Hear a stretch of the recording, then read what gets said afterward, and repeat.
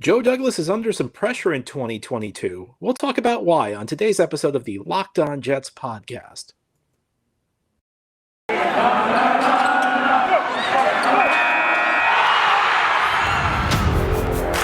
You are Locked On Jets, your daily New York Jets podcast. Part of the Locked On Podcast Network, your team every day.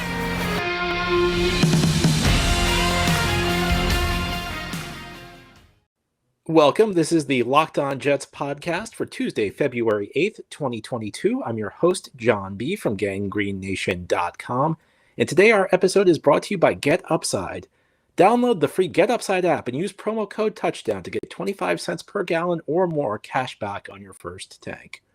Thank you so much for making Locked On Jets your first listen or your first watch every day. The show is now free and available on all platforms, including YouTube, so you can watch this podcast each day as it is posted.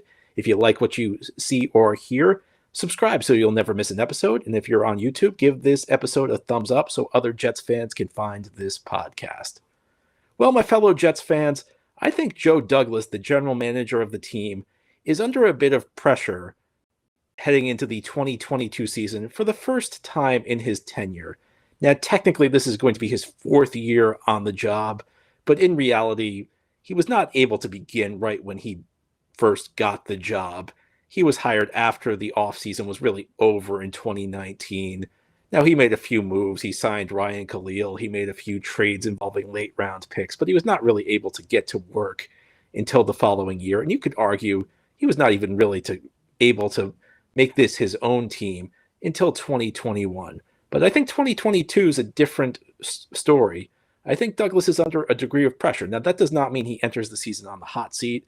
It does not mean he needs to make the Super Bowl this season as the Cincinnati Bengals did. Of course, last year the Bengals jumped from being one of the worst teams in the NFL, and now we're playing for the championship on Sunday. I'm not even sure Joe Douglas necessarily needs to make the playoffs to keep his job, but I think he's under some degree of pressure. And if the Jets don't succeed in 2022, he could enter 2023 on the hot seat, needing the playoffs or bust to keep his job. And I also think there is a scenario where Joe Douglas does not survive 2022. I think if the Jets regress this next season and only win 3 games or less, or even if they win 4, I think it's going to be difficult for Joe Douglas to survive. I think that there is no circumstance where the Jets can continue to be an uncompetitive football team and continue to stay with this current leadership. Listen, I think I've been pretty fair to Joe Douglas. I think I've pointed out the difficulties he's had on the job, but it's time to start getting results. It's time to start producing. It's time to start beginning to see tangible progress. These things are important. Patience is important, but patience doesn't last forever. And on today's show, I'm going to talk about the reasons that I think Joe Douglas should be under some pressure to produce in 2022. Now, the first reason is kind of simple. The limitations he inherited when he took this job are gone. And listen, he was in a difficult spot in 2019 when he got this job. He famously held out for a 6-year contract, and I think we've seen why he did that. Because that first year, I mentioned it, he really couldn't do anything. But it goes beyond that. The Jets made the general manager change at a very odd time in 2019. Now, I've heard people mention that, well, sometimes teams change general managers after the draft. That's true, but they don't usually do it the way the Jets did, where the old general manager is allowed to run a very, very consequential offseason, essentially reshape the roster as he sees fit, and then gets fired. And then the owner says, you know what, we're heading in the wrong direction after he spent all this money to completely overhaul the roster. That's when we make the change. You see it from time to time. Maybe a team makes an internal hire, they decide to move on. Maybe the team's not that active in the offseason. Very rare to see a team spend $100 million in guaranteed contracts and then say, this general manager doesn't know what he's doing. And I do not want to relitigate that because I was irritated enough at the time when it happened. But very different circumstance than your typical team making a change at that time of year. But it also was consequential for Joe Douglas because he walked onto the job and his roster was set not just for 2019, but also really for 2020, because the way the NFL works, when you give out a lot of big multi-year contracts, one off season, you're kind of stuck with them till next year. Most big contracts in the NFL that go in free agency, they tend to require you to keep the player for at least 2 seasons. So Douglas kind of was limited even in his first real offseason. 2019 was not his first real year. I know he made the Khalil signing. I know he made a few trades involving late round picks. He added a few other guys. 2020 was really his first true offseason, and even then he was kind of limited. And the Jets entered 2020 with about 20% of their cap space used up on dead money. And if you're not familiar with dead money, if you cut a player, sometimes he still counts against the cap. And the worse the contract is, the more dead money there is. Jets about 20% of their cap space in 2020 was due to dead money. Guys who were no longer on the team who just were not producing. And there was more dead money than you'd think even in 2021. Guys like Trumaine Johnson still counted against the cap as far as dead money went. So Joe Douglas had a difficult job. Now, to be fair, I think you can say 2020 was his first real year. Even though he did not have much maneuverability, there are plenty of GMs who get hired into a similar situation where there's not much talent, where the cap space is not very good. So to be fair, I don't think you could just totally dismiss 2020.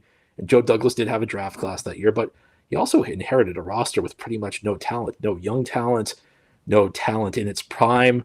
So essentially he had to overhaul this entire thing. It wasn't just about getting the team's cap situation in order, which took 2 years. It's also about building a base of talent. And when you don't have any young talent to build around, when you really don't have a young core, and the amazing thing is, as bad as things looked in 2019 when Douglas took over, in reality, they were kind of worse because at the time he took over, he thought Sam Darnold was a legitimate starting quarterback, as did many of us. I mean, there were a number of players on this roster who maybe looked more intriguing than they really were in 2019 when Joe Douglas took over. And as we saw, the Mike McCagnon drafts really ended up producing nothing for this team. The Jets got very minuscule production out of anybody. And the guy who was the one elite player on the roster, Jamal Adams, kind of forced his way out of town shortly after Douglas took over. So he essentially had to begin from square one. Well, I think you could say now that those limitations are gone. He's had plenty of time to get the cap situation in order. He's begun to build the team he saw fit. The McCagnon guys are gone. The dead money is pretty much all gone now. There's no more of these McCagnon contracts.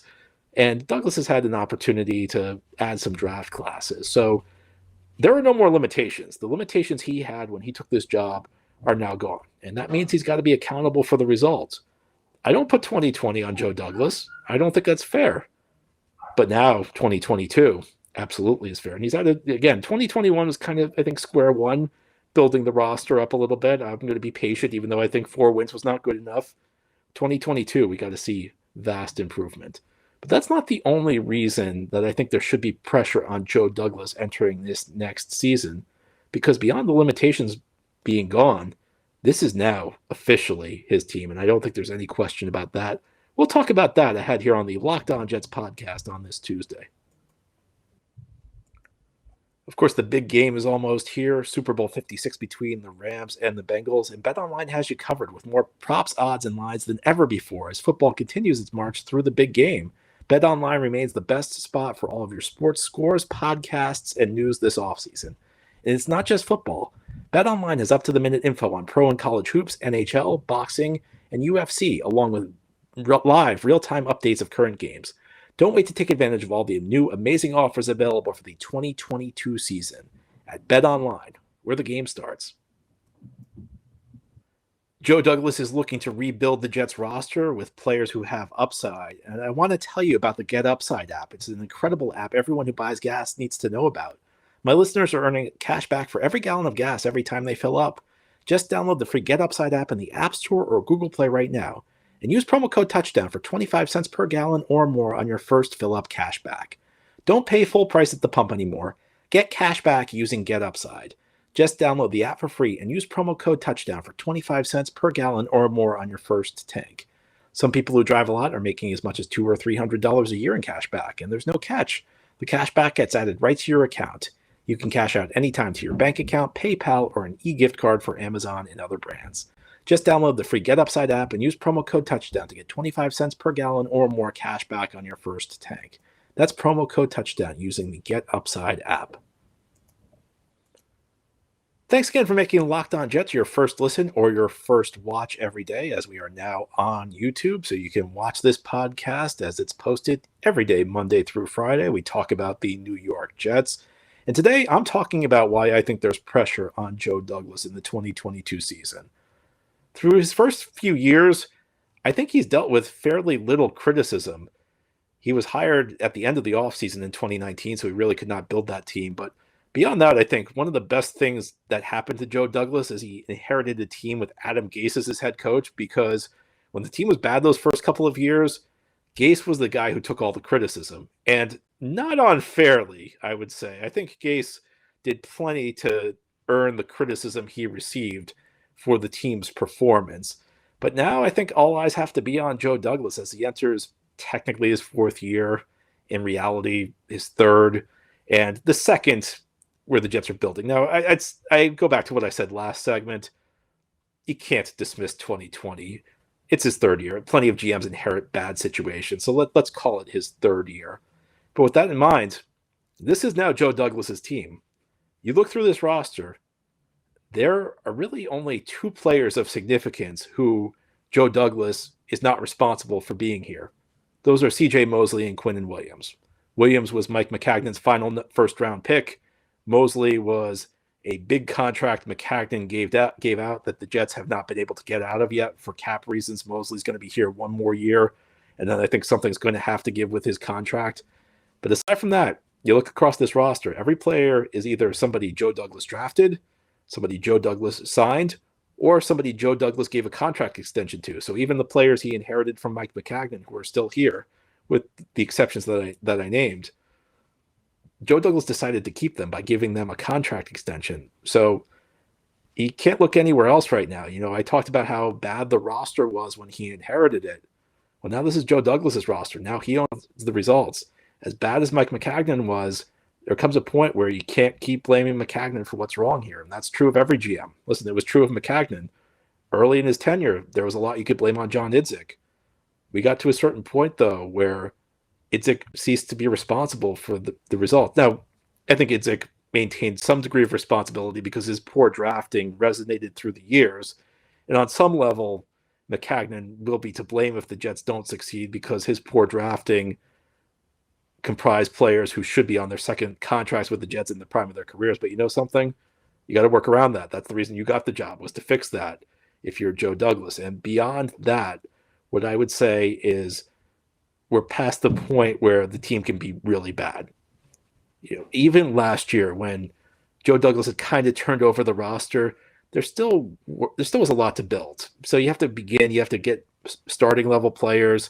Your first couple draft classes, you're not expecting all that much in year one. You know, you need a couple of years of draft classes to really build the talent level up the way you're expecting.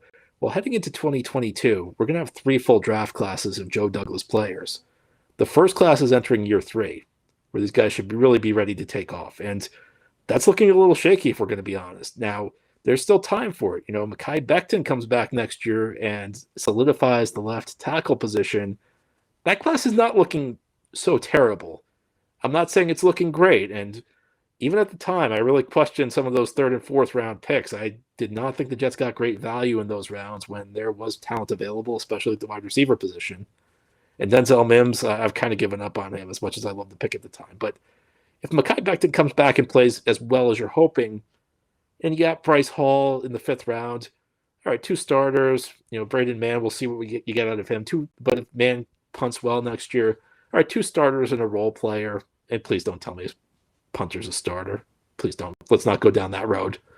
But that's still salvageable. It's not looking great right now. It may end up being terrible if Becton gives you nothing and Mann continues to punt poorly and all you got was 1 corner. That's not very good. 2021, class is looking decent. I got to be honest with you. I think Douglas's 2021 class gives me some hope. I think there was a tweet put out a few weeks ago. I think it was by Connor Hughes, the beat writer at The Athletic, and he said that if Joe Douglas drafts this year the way he did in 2020, he's going to get fired. If he drafts the way he did in 2021, the Jets are going to be in the playoffs. And you have to remember, the Jets have a lot of draft capital this year. They have 4 of the top 40 picks. And even though I tend to be very pessimistic about what rookies are going to produce, or maybe pessimism is not the right word, but I tend to want to keep my expectations low because it's a big transition. With 4 of the top 40 rookies, even if you're not expecting any individual player to go out there and be great, I think 4 of the top 40 picks, it's reasonable to expect some contribution from the rookie class. And then you also have cap space this year. And beyond that, you have guys coming back. You have Carl Lawson coming back. I know people are not big Corey Davis fans, but Corey Davis is better than the alternatives for the Jets. He's better than their backups. And even though you never know what's going to happen on the injury front, the Jets have been so banged up the last few years that it's almost like at some point the law of averages has to work out for them, that they have to have a year where they have at least average injury luck because they've been such bad injury luck the last few years. And I know the natural thing to do would be to look at the trainer and blame the training staff, but Jets have changed training staffs. So at some point you would have to expect you're going to get a little bit luckier as far as injuries go. So all of this is to say, I think the excuses are kind of running out for Joe Douglas. This is completely his team. You're going to see a Douglas roster. He's had plenty of time to build up the depth, plenty of time to bring in impact talent. I don't think it's unreasonable to expect a competitive football team. I don't think it's unreasonable to expect a team that's competing for the playoffs late into the season. And listen, I don't love that the expectation is we're playing meaningful games in December. I think at some point you'd like to get past that. At some point you'd like to dream a little bit bigger. Say we need to make the playoffs. Go beyond that. Say we want to be competing for a championship. I'm still trying to keep expectations reasonable for Joe Douglas, but at some point, you can't say it's acceptable to be at the bottom of the league. At some point, this guy who came in with so much fanfare, and he really did, it was almost universally acclaimed when the Jets hired Joe Douglas, which was not true of past general managers. Now, for Maccagnan and Idzik, it was not all negative. There were people who were very optimistic about them, but there were also people who kind of questioned the decision to hire both of them, if you read what was said in the media at the time. Joe Douglas came with as much fanfare as I can remember since the Colts hired Chris Ballard. He was that respected in the NFL. Now, it doesn't always work out. When Scott Pioli was hired by the Kansas City Chiefs in 2009, there were some. It was viewed as a slam dunk because Pioli had helped build the Patriots. He was Bill Belichick's right-hand man as far as personnel goes. Oh, that's Bill Parcells' son-in-law. And it really did not work out in Kansas City. So getting all this hype does not necessarily mean you're going to have success, but Joe Douglas came in with so much fanfare. He's had 3 years now. Team's got to be competitive. I don't think that's a lot to ask. But there's one more reason that 2022 is important for Joe Douglas, and it's not about the whole team. It's about one specific player. I'll talk about that here on the Locked On Jets podcast. If you find yourself needing to fix your car the way Joe needs to fix the Jets, go to rockauto.com. This episode is brought to you by Rock Auto, and with the ever-increasing number of makes and models, it's now impossible for your local chain auto parts store to stock all the parts you need. Why endure often pointless or seemingly intimidating questioning and wait while the person behind the counter orders the parts on their computer, choosing the only brand their warehouse happens to carry? You have computers with access to rockauto.com at home and in your pocket. So save time and money when using Rock Auto. Rock Auto's prices are reliably low for every customer, and Rock Auto is a family business serving auto parts customers for over 20 years. Go to rockauto.com right now and see all the parts available for your car or truck, and write Locked On in their How Did You Hear About Us box so they know we sent you. Amazing selection, reliably low prices, all the parts your car will ever need. rockauto.com.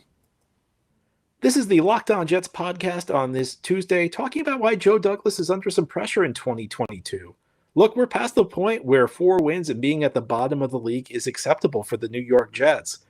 And I think that a big reason that should be obvious that sometimes we kind of forget is Zach Wilson. Joe Douglas has his hand-picked quarterback. Beyond this being Joe Douglas's team, with him having brought in or re-signed almost every key player on the roster, he's got his hand-picked quarterback. And if we're going to be honest, I don't think Zach Wilson had the year we were looking for in 2021. Now, with the quarterback, there's always the question, is the problem the quarterback?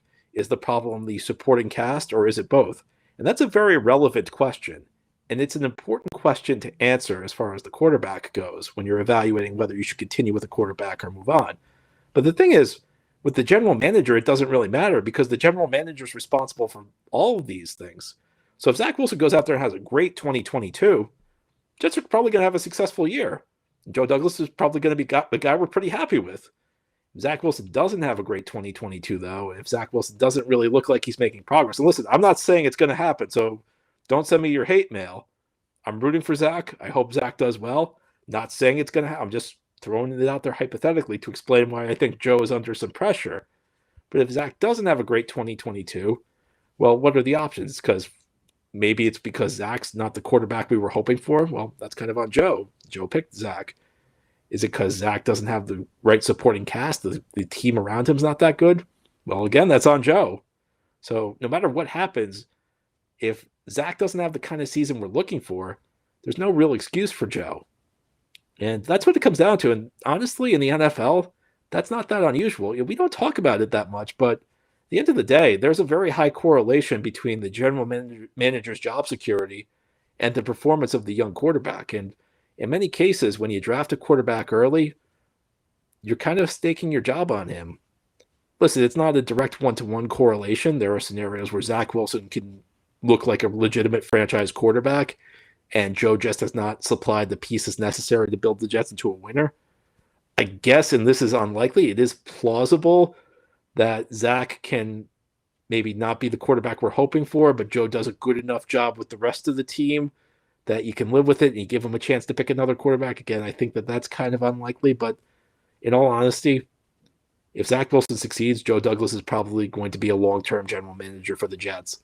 If Zach does not succeed, well, we're probably going to be looking for a new general manager in the next year or two. That's just how it goes. The quarterback position is really important in the NFL. As much as we talk about this other stuff, as much as you can talk about the value you get in trades, drafting other players, your late round picks, these are all important. These all matter. Free agent signings. Nothing's more important in the NFL than getting quarterback right. And I think that year two, we're going to have a much better idea of whether Zach Wilson's the guy after this coming season. And if Zach's the guy, pretty good chance Joe's the guy. If Zach's not, pretty good chance Joe's not the guy. And we may be looking for a new general manager sooner rather than later. But I'm not saying it's going to happen. I'm hoping it's not going to happen. I have hopes for Zach. I have hopes for Joe.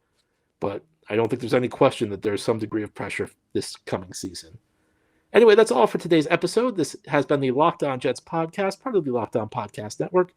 If you like what you see or hear, subscribe to this show. And if you're on YouTube, give this episode a thumbs up. It'll help other Jets fans find the podcast. Have a great Tuesday, everybody, and send in your mailbag questions. Tomorrow is our weekly mailbag.